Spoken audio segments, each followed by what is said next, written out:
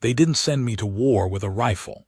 They sent me with a notebook, a pair of thick-rimmed glasses, and a reputation for screwing things up. My name is Thomas Riley, and in the summer of 1942, I was 23 years old, a chemistry graduate fresh out of Caltech, and my most notable contribution to the war effort at that point had been ruining half a dozen batches of synthetic rubber compounds at the Philadelphia Navy Yard. They depulled me from a promising post in the adhesives division and reassigned me to what they called special materials development.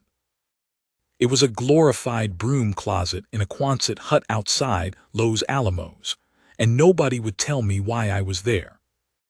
Not at first. But I remember the day that changed. July 3, 1942.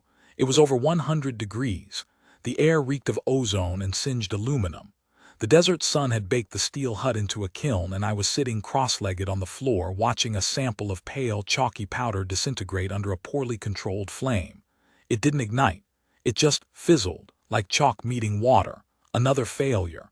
Another note in the margins. Useless. Then the door slammed open behind me, and in walked a man who smelled like nicotine and engine grease.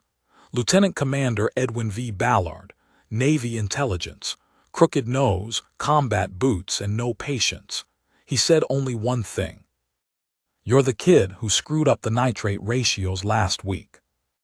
I nodded, thinking I was about to be shipped off to go count barrels in Guam. Instead, he dropped a file on my desk. It was stamped. Top Secret, Pacific Theater, Ordnance Modification, Phase 2. Inside were photographs, black and white, grainy, blurry silhouettes of ships exploding, not from the air, from below. "Torpedoes," Ballard said. "Ours, and they're not doing a damn thing to Japanese warships." That's when I first heard about the Mark 13. The powder that did nothing. The U.S. Navy's Mark 13 aerial torpedo was, at that time, one of the most unreliable weapons in the arsenal. Half the time it skipped across the water like a damn skipping stone. The other half it failed to detonate even if it did hit. The Japanese had the Type 91, a sleek, deadly fish that flew from their bombers like it had a mind of its own. Meanwhile, ours were falling apart under real combat conditions. That's where I came in. Not to fix the torpedo. That was someone else's job. My assignment was simpler, at least on paper. Find a way to create a safer, more stable high-explosive filling that could survive the drop from a B-25 or TBF Avenger bomber and still detonate properly when it hit a ship's hull. The explosive compound we were using at the time was TNT mixed with Torpex, but Torpex was notoriously volatile. It worked great in theory, but in the Pacific heat, moisture, and constant vibrations of carrier operations, it degraded fast. Too fast. Ballard didn't want something better than Torpex. He wanted something that didn't exist yet. The mistake that changed everything. I found it by accident. 1 week later, I was experimenting with a synthetic derivative of nitroguanidine, a white crystalline powder that had been tested for artillery shells but never widely adopted because of its instability in moist conditions. In our lab, we'd written it off. It fizzled, smoked, stank. On its own, it was nearly useless. But I was exhausted. I'd pulled 3 consecutive 18-hour shifts. In a haze, I misread a label on one of our stored solvent compounds and added 30 milliliters of it to a test batch instead of the usual 5. The compound turned thick and gelatinous. I almost dumped it out. But something about the consistency, it clung to the glass vial in a way I hadn't seen before. It didn't separate. It didn't crystallize under heat. I applied a low flame, nothing. Raised the temperature, still nothing. But then I compressed it. Boom! Not a huge boom, but enough to blow the lid off the containment chamber and crack the observation window. And it wasn't just the power, it was the delay. The explosive only activated under direct compression and remained stable otherwise. I remember just staring at the residue, heart hammering in my chest. The room smelled like burnt plastic and cordite. I hadn't just made a better explosive. I'd made a stable, high-yield compound that could be transported long distances, dropped at high velocity, and would only detonate on impact. I filed the test as Sample R47. They later renamed it Compound Riley. They didn't believe me. Naval Ordnance wouldn't accept my findings. At first, they claimed I'd botched the yield readings, said it was too inconsistent. Then they sent a liaison, Captain Mayer, from the Bureau of Explosives. Cold, thin man, pinched face, treated me like I was a high school chemistry student who'd wandered into a weapons lab. He watched my test, silent, took notes, said nothing. The next morning, I got orders to fly to San Diego. There, in a sealed hangar near North Island Naval Air Station, they had 6 test torpedoes lined up like silver sharks. 3 were loaded with Torpex, the other 3 with my powder. The plan was simple: simulate a low-altitude torpedo run against a reinforced barge with layered armor plates, 1 pass each. I watched from a distance as the Avengers roared overhead and let loose. The Torpex torpedoes hit, only 1 detonated. The others skipped or hit and did nothing. Then mine hit. It split the test barge in half. No delay, no misfire, just an immediate, brutal explosion, like a hammer hitting glass. The Navy engineers stared at the wreckage in stunned silence. That afternoon, I was pulled into a room with 5 officers and 2 men from the Manhattan Project. I wasn't asked if I wanted to stay on the project. I was told. They stamped the formula with a level 5 security clearance. My family was informed I'd been reassigned. Officially, I no longer existed. Into the Pacific. What followed was a whirlwind. In less than 4 months, Compound Riley had replaced Torpex in over 600 torpedoes assigned to carrier air wings operating in the Pacific. They didn't tell the crews what was in them. They didn't need to. The first combat use happened off Truk Lagoon. A pair of Avengers from the USS Enterprise dropped their Mark 13s at 200 feet against the IJN cruiser Katori. 2 hits. 2 detonations. 1 cruiser, gone in under 4 minutes. Signal intercepts later revealed a chilling line from a Japanese officer. The American torpedoes have changed. They no longer miss, and they strike like thunder. From then on, word spread. Pilots started calling the new torps Riley Fish. I heard someone say, "They don't explode, they erase." But I wasn't in a lab anymore. I was on a ship. Because in early 1943, I was ordered aboard the USS Bunker Hill, en route to support the Gilbert and Marshall Islands campaign. I wasn't there to fight. I was there to monitor performance, adjust filler ratios, and make field modifications. I'd built something that was rewriting naval warfare. And I had no idea how deep the consequences would go. The sea at dawn looks calm only to the untrained eye. Standing on the deck of the USS Bunker Hill in February 1943, the salt-slick breeze whipped at my khakis, and all I could hear was the rhythmic clank of chains, distant engine hums, and the muted anxiety in the eyes of the deck crew as they prepped the first wave of torpedo bombers. Below decks, 12 torpedoes lay cradled in wheeled mounts, 6 of them filled with my explosive. Riley Fish, some of the ordnance techs called them now, a name I still found surreal. I wasn't a soldier. I wasn't a killer. I was a chemist who got tired of writing failed sample in his lab journal. And yet here I was, nodding along as a grim-faced lieutenant commander, named Hughes, explained the strike plan against Mili Atoll. "We've spotted Japanese destroyers tucked in the lagoon," he said, pointing at the grainy recon photos. "If we can get a few torps in, we might trap them in their own damn harbor." Then he turned to me and asked the question I had no training to answer. "Your boom powder, can it be trusted this close to Coral Shoals?" I wanted to lie. I wanted to say yes. But truth was, we had no data for undersea topography and shallow detonations. So I just said, If they hit, they'll go off. That was enough. An explosion heard across the fleet. The strike was launched at 600. A dozen TBF Avengers droned off the flight deck like hornets, sunlight bouncing off their bellies. I stood in the hangar with a radio technician, listening for chatter on the strike frequency. The wait was agonizing. Then came the first call. Alpha 1 direct hit. She's burning. No, she's gone. Holy hell, she's gone. Another voice broke in, panting. Fish detonated. Entire bow lifted out of the water, confirmed sinking. We heard 3 more calls in the next 10 minutes.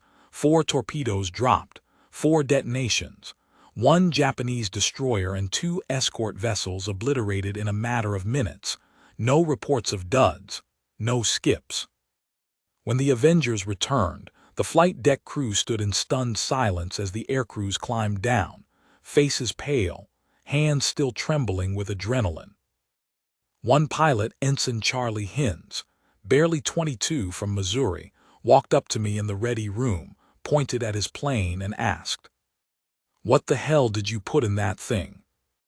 I didn't answer because I honestly didn't know anymore. Whatever I'd made, it worked. But now it wasn't just chemical theory, it was death in a casing. Silent modifications, secret results. After Millie, my presence on the ship shifted. I wasn't just the weird civilian riding along. I was given a private workspace in the munitions bay. Technicians started bringing torpedoes directly to me for inspection. I ran my hands along every casing, double-checked the seals on each explosive compartment, and began adding a slight stabilizer tweak to the R47 formula, just a dash of polyvinyl additive, to reduce its sensitivity during storage. Ballard had told me months earlier, "If even one of your torps fails in combat, Riley, this whole thing shuts down." He wasn't bluffing.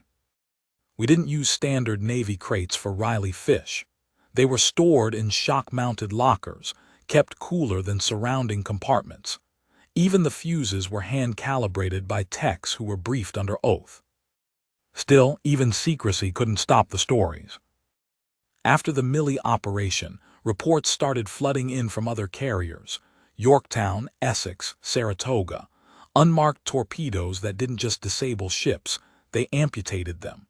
Destroyers with bows sheared off clean. Cruisers folding in half. Japanese sailors began reporting that new American weapons could blow a ship apart like paper. The intelligence boys collected these translations. One Navy linguist shared an intercepted phrase from a Japanese survivor of the Amagiri. "They use ghosts now. The torpedoes do not swim, they strike from nowhere and leave nothing." The admiral who knew my name. March 1943. USS Bunker Hill was operating off the Solomons when I was summoned to the flag bridge. Admiral Raymond Spruance himself. I expected a formal chewing out or maybe a briefing. Instead, he offered me coffee and stared at me in silence. Then he said, "You know what the Japanese fear most about Americans?" I waited. "They think we're indifferent, that we build weapons like we build cars, efficient, emotionless, endless." He leaned forward. "Your work proves them right." That sent a chill down my spine. I hadn't considered it before, but Spruance was right. What we were doing wasn't just engineering, it was mass production of dread. Torpedoes that didn't just sink ships, they rewrote doctrine. Torpedoes that never missed. Explosives that never slept. Before I left the bridge, he handed me a sealed folder. Inside was a list, targets across the Central Pacific. The next offensive was coming: Tarawa, Kwajalein, Saipan, Guam. And at the top of every logistics request for ordnance: Compound R, priority fill. A silent kill at Kwajalein. By the time we reached the marshals, I had a rhythm: inspect, load, record, adjust. Every torpedo was logged, every mission tracked, but nothing prepared me for what happened on February 3, 1944 at Kwajalein. Nightfall, a single Avenger was dispatched on a last light sortie. Radar had picked up a fast-moving target trying to flee the lagoon. The pilot was Lieutenant Charles Edmonds. No wingman, just him, a torpedo, and a Black Sea. He released at 300 feet, radioed a clean drop. No one saw the impact.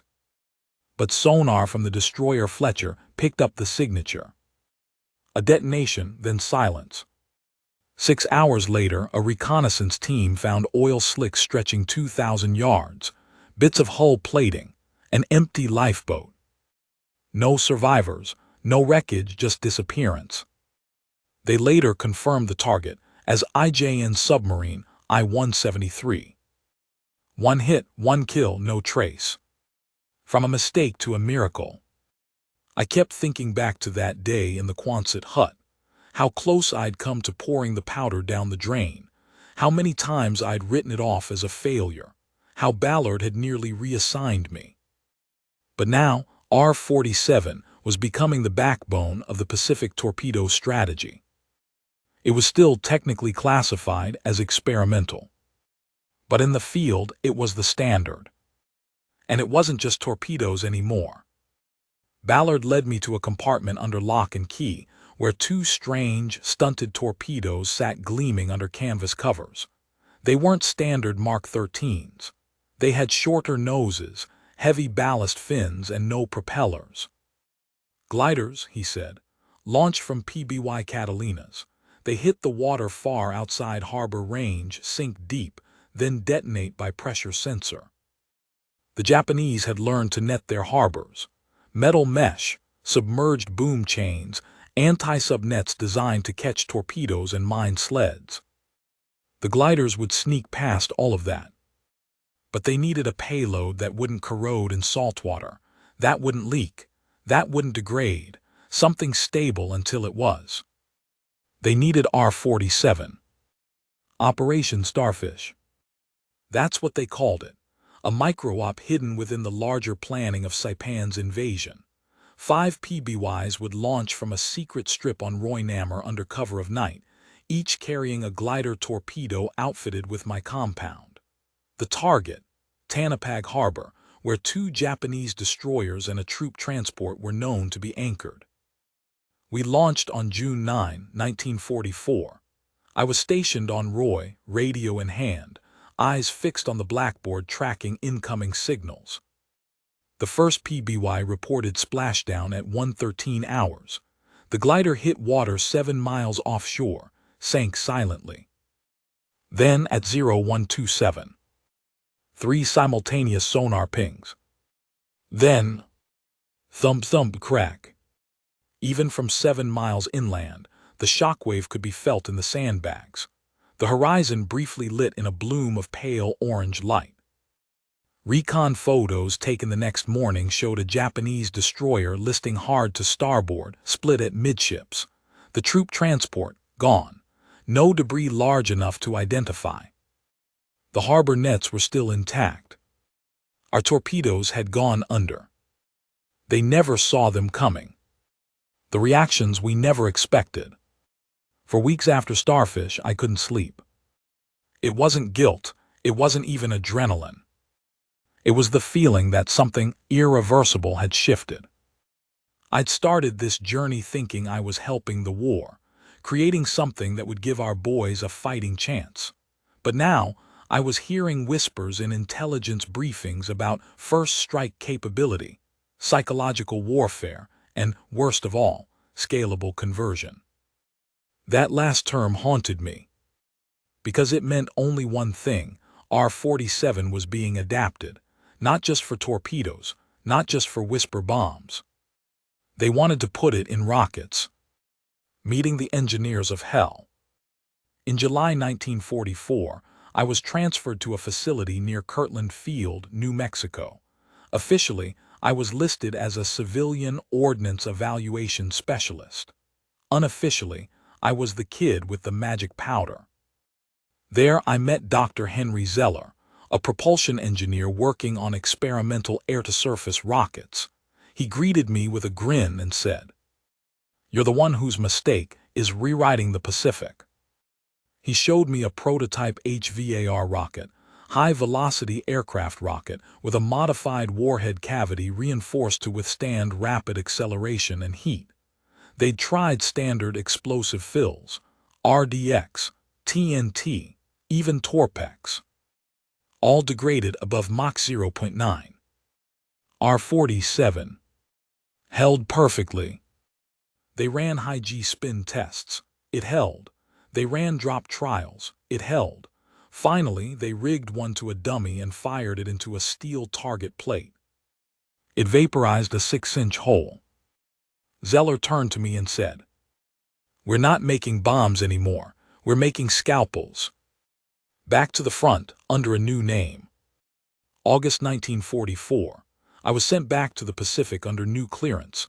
My ID badge now read, Thomas Riley, Technical Field Officer, Program Harpoon.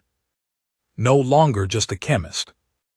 Now a logistics node for a weapons system, spreading faster than anyone expected. By this point, nearly every carrier in the Pacific had Riley fish loaded in the bays. Whisper bombs were reserved for B-29 strategic targets. And now, Marine Corsairs and Navy Hellcats were being outfitted with rocket pods, each rocket tipped with a fraction of a pound of my compound, enough to shatter steel and punch holes in armor plating. I boarded the USS Intrepid just before the Philippines campaign. And there, I witnessed something I'll never forget. The torpedo that changed everything. October 24, 1944, Battle of the Sibuyan Sea. We de-spotted the IJN Musashi, the pride of the Japanese Navy, a behemoth, 45,000 tons of warship, 18-inch guns, and near-mythic status. The first wave of strikes battered her decks, bombs, torpedoes, smoke, but she kept moving. Then came Squadron VF-18. TBF Avengers carrying a new batch of deep-hull Riley fish, modified for underkeel detonation. I stood in the Combat Information Center as the reports came in, one after another. Hit confirmed portside, midship buckle observed. Secondary hit, torpedo exploded beneath keel, structural failure detected. Then silence. The next voice said, "She's stopping." They'd done it, not with dozens of hits, not with a lucky shot, but with two perfectly placed, R-47-filled torpedoes beneath her belly. An autopsy of the sinking revealed it. She split open from internal pressure, her keel fractured, like a giant steel carcass torn from the inside. Later that night, I stood on the deck, watching distant flames flicker on the horizon. A man beside me whispered, "It was like she imploded." The whisper that went too far. After the battle, I flew briefly to Tinian. There I saw something I hadn't expected. A small, heavily guarded hangar. Inside, a new bomb casing, massive, longer than anything we'd used, shaped like a bullet from hell. It wasn't marked, but I recognized the seal. R-47 inside. Not a whisper bomb. Something else. Something they weren't telling me about. When I confronted the base engineer, he just shook his head. "It's not your baby anymore, Riley. They've taken it and made it fly." They'd taken it and made it fly. That phrase haunted me. For the first time since I'd mixed the original formula in that baking-hot Quonset hut, I felt like I was watching my work slip out of my hands. No longer a tool, no longer a weapon even, but now something else entirely. Something I couldn't name. The casing I'd seen on Tinian was unlike anything in the Whisper line. Longer, thicker, heavier shielding along the core. I tried asking the base commander. He smiled without warmth and told me it was a project for higher clearances than even yours. But I wasn't the only one with questions. 2 weeks later, as I flew back to the USS Franklin, newly outfitted with a full load of R-47 torpedoes and rocket pods, a Navy captain named Hartley cornered me in the radio room. "Tell me, Riley," he said, lighting a cigarette, How much more powerful could your compound get if we compressed it in a double-shell casing and surrounded it with an initiator charge? I frowned. That's not what it was made for. You destabilize. But could it be done? I didn't answer. He nodded like I had. That was the first time I heard the code name. Firefly. The Japanese began to break. Meanwhile, in the Pacific, the effects of R-47 were becoming undeniable, not just tactically, but psychologically. By early 1945, intercepted Japanese transmissions began to refer to American weapons with words like invisible, impossible, and most chillingly, demon-born. They were no longer trying to counter the attacks, they were trying to understand them. I remember reading one decoded message from a Japanese naval captain near Iwo Jima. Our armor melts. The enemy's explosives tear not the steel but the soul of our ships. They thought we had a new kind of detonation. Some imagined we had mined the sea itself. Others believed we had torpedoes that could change depth mid-run, or rockets that sought heat like living animals. But none of that was true. It was just chemistry, and the growing mastery of how we delivered it. The Island of Ash. February 19, 1945, Iwo Jima. I was flown in 3 days after the landings to inspect captured munitions and consult on post-landing strikes. The Marines were fighting tooth and nail for every inch. The Japanese defenders had built honeycombed fortresses under the volcanic soil. Standard bombs barely scratched them. That's when the 500-pound Whisper bunkerbusters came in.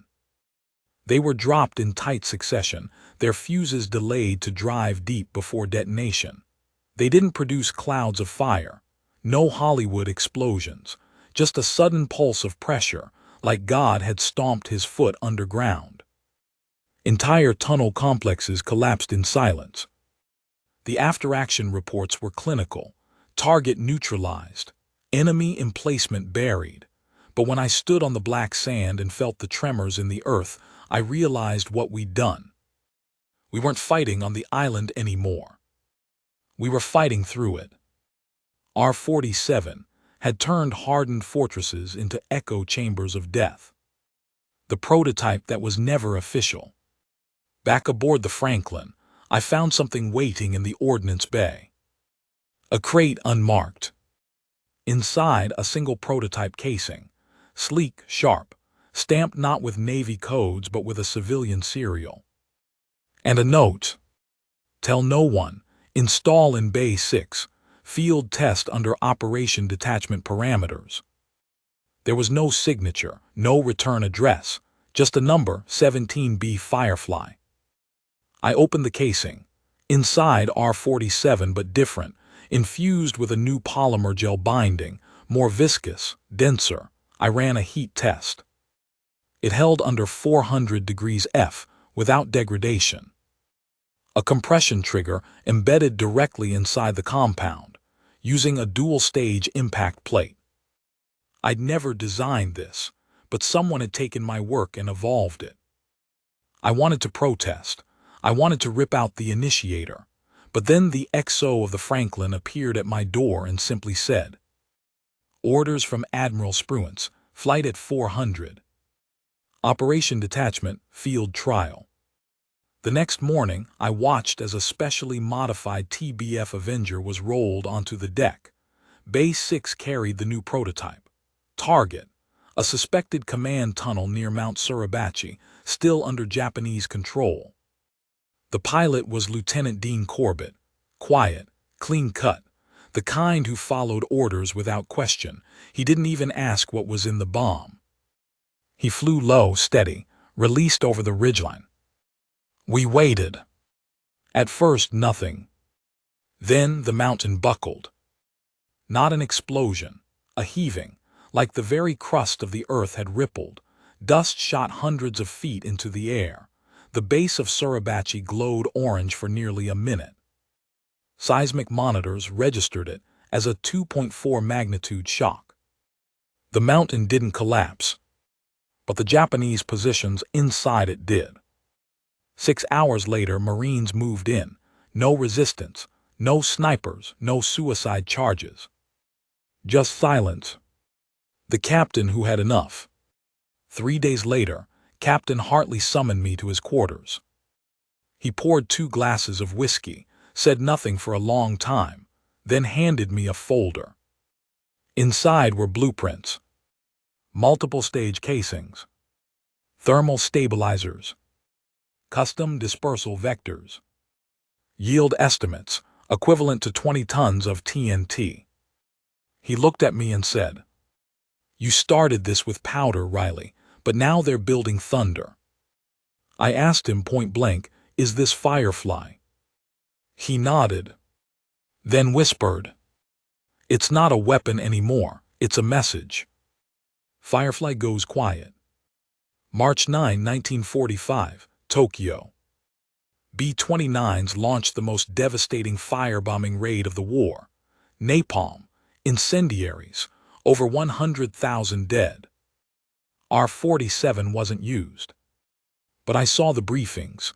There was a version of Firefly prepped, ready, held back at the last minute. Why? Too powerful. Even LeMay had hesitated. But the bomb casings remained. And Tinian, where ID once stood beside a whisper bomb, was now home to something worse. A letter I wasn't supposed to see. In April, aboard the USS Enterprise, a Navy courier accidentally delivered a sealed envelope to my bunk. I opened it, thinking it was my field orders. It was. It was correspondence between the War Department and a physicist at Oak Ridge.